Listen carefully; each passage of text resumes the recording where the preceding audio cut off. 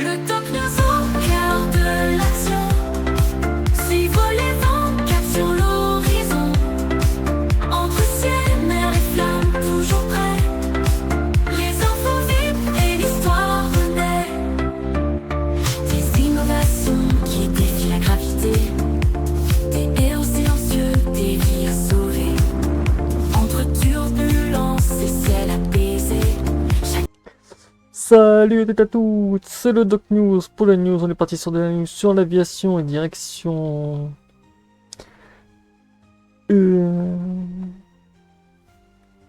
Schiphol, paralysé quand l'hiver plonge un géant de l'aviation dans le chaos. Et oui, depuis plusieurs jours, l'un des plus grands aéroports d'Europe est plongé dans une situation totalement chaotique.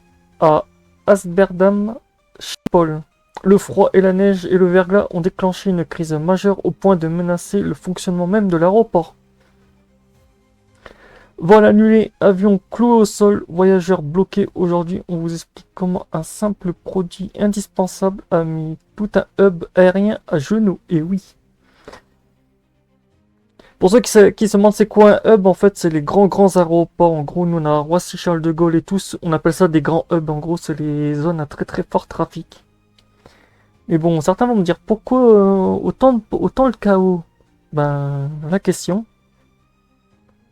Tout commence avec une vague de froid intense qui s'abat sur l'Europe du Nord. En température négative, neige persistante, humidité, des conditions particulièrement dangereuses pour l'aviation. Et oui, depuis quelques jours, depuis le début de je crois que depuis le début de la semaine, c'est un peu le carnage sur toute l'Europe. J'ai un peu suivi l'actu actuellement. Là, au moment où je fais cette vidéo, c'est un peu le bordel du côté de Roissy et tout. On fera aussi un récap des aéroports qui ont été fermés aussi en France et partout dans l'Europe ou temporairement fermés dû aux tempêtes de neige. Je ferai un très grand récap dessus. Avant chaque décollage, les avions doivent impérativement être dégivrés. Une fine couche de glace sur une aile suffit à modifier l'aérodynamisme et à rendre un vol dangereux. Et oui, ces normes sont maintenant devenues obligatoires. En gros, maintenant, les avions n'ont plus... je crois que je ferai peut-être une vidéo dessus sur la norme maintenant qui autorise que les avions ne doivent pas rester plus de... Je crois que le truc anti-givre peut rester entre 10 à 20 minutes.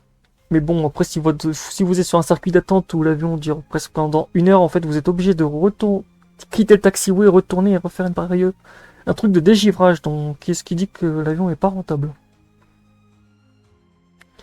Ce dégivrage repose sur un liquide spécialement chauffé, pulvérisé sur les ailes et les parties sensibles de l'appareil. Sans ce produit, aucun avion ne peut décoller en toute sécurité. Mais à Schiphol, très vite, un problème majeur apparaît. Et oui, tout. Déjà, problème de météo, problème de froid. Et si on rajoutait une petite au-dessus, panne d'antigel.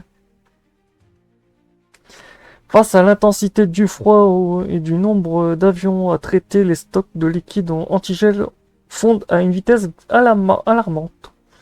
Jour après jour, les réserves diminuent. Résultat, il devient impossible de dégivrer tous les avions comme prévu au départ. Les autorités de l'aéroportuaire n'ont alors plus le choix.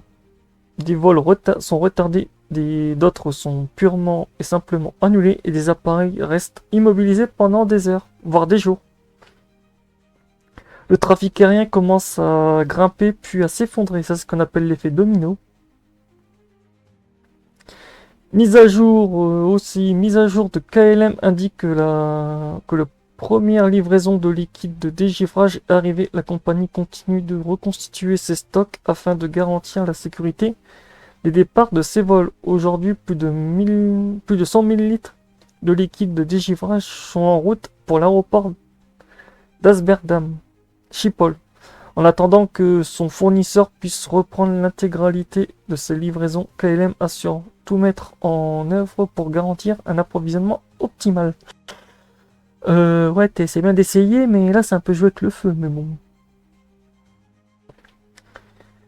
Après, c'est bien d'essayer de refaire tes stocks et tout, mais toutes les autres compagnies d'aviation essaient aussi de refaire leurs stocks, donc c'est vrai que c'est un peu en ce moment, c'est un peu avoir le cul entre deux chaises, comme on dirait dans le jargon.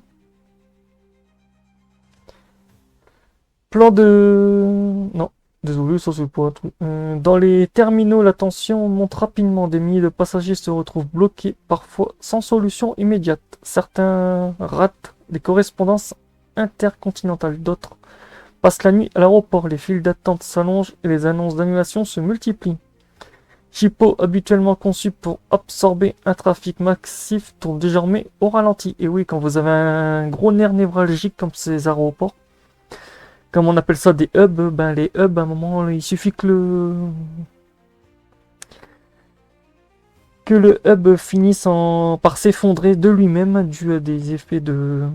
Comme quoi, même Mère Nature peut vous foutre un bordel pas possible. Quand c'est pas les orages sur certains aéroports, c'est la neige qui flingue les gros hubs aéroportuaires. Chaque annulation crée un effet de boule de neige. Équipage désorganisé, avions bloqués. Ailleurs en Europe, rotation impossible à assurer.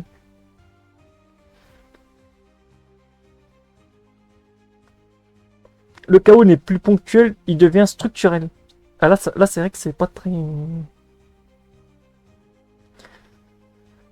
Pour éviter l'arrêt total de l'aéroport, une véritable course contre la montre s'engage. Les compagnies aériennes cherchent du liquide antigel partout où c'est possible. Des convois routiers sont mobilisés en urgence. Le produit est acheminé depuis d'autres pays, parfois sur de longues distances. Mais le problème global est le froid qui touche toute l'Europe et la demande explose partout en même temps. Chaque ligne compte, chaque avion devient un dilemme. C'est vrai que l'Europe devient un peu le bordel. Pour ceux qui ils vont me dire, ouais, mais ils ont des usines qui produisent ce truc antigel au lieu d'aller le chercher dans les pays un peu... Bah, le problème, c'est que l'usine qui produisait le liquide antigel a vu un peu ses stocks partir en fumée. Il y a une surdemande, ce qu'on appelle la surconsommation. La situation est tellement chaotique en Europe que l'usine qui produit ce genre d'antigel a fini par voir rouge. Plus de stock.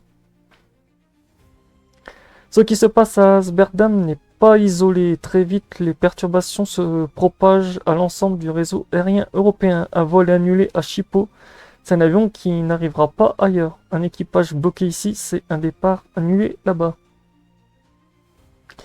Route aérienne saturée, planning chamboulé, retard en cascade. Cet épisode révèle une réalité brutale. Nos infrastructures modernes, pourtant ultra technologiques, reste extrêmement vulnérable face aux conditions extrêmes. Cette situation montre à quel point un élément en apparence secondaire peut paralyser un système entier. Sans dégivrage, pas de décollage. Sans décollage, tout s'arrête. Et ce n'est pas seulement une crise météo, c'est une crise logistique, organisationnelle et stratégique. Et ce type d'événement risque de devenir de plus en plus fréquent avec la multitude des épisodes climatiques extrêmes. Et oui, avec la mère nature qui nous sort d'épisodes extrêmement extrêmes en mode salut c'est moi.